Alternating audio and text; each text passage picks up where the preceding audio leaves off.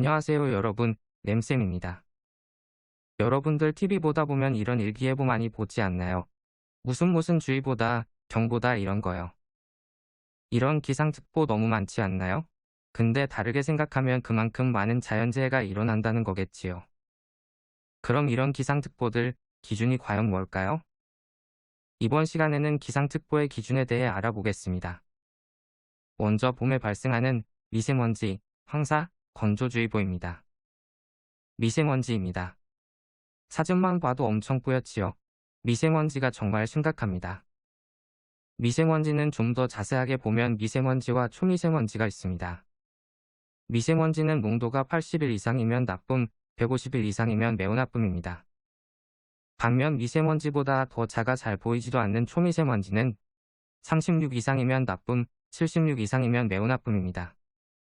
강력한 모래먼지인 황사는 어떨까요? 황사는 황사로 인해 생긴 1시간 동안의 미세먼지 농도가 800 이상인 상태가 2시간 이상 지속될 때 황사특보가 발령됩니다. 3, 4월 사이에 매우 많이 발생하지요.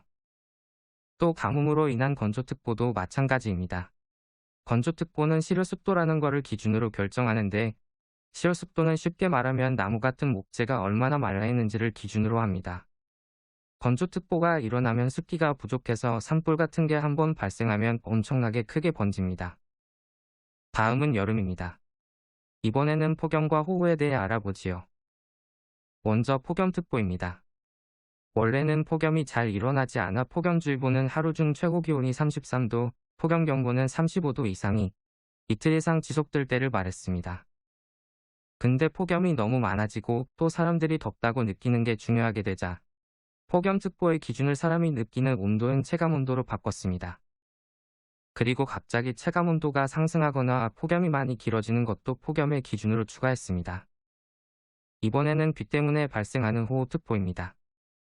호우주의보는 3시간에 60mm 또는 12시간에 110mm가 예상될 때 발표됩니다.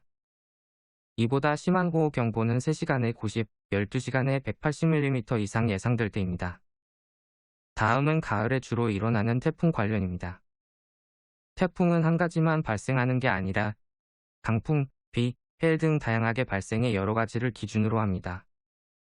먼저 태풍 때문에 부는 바람이 강풍경보 기준에 도달할 때 또는 비가 많이 내려 강우량이 200mm 이상 예상되거나 태풍으로 인한 해일이 경보 기준에 도달할 때 발표됩니다. 강풍과 해일은 지역마다 기준이 조금 다릅니다. 마지막으로 겨울에 발생하는 한파와 폭설특보에 대한 기준입니다. 한파는 일단 10월에서 4월 사이에 특보가 내려집니다.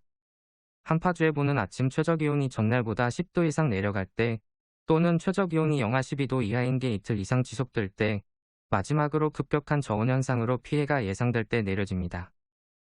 한파경보는 아침 최저기온이 전날보다 15도 이상 내려가거나 아침 최저기온이 영하 15도 이하인 날씨가 이틀 이상 지속될 때 마지막으로 저온현상이 넓은 지역에 큰 피해를 끼칠 때 내려집니다.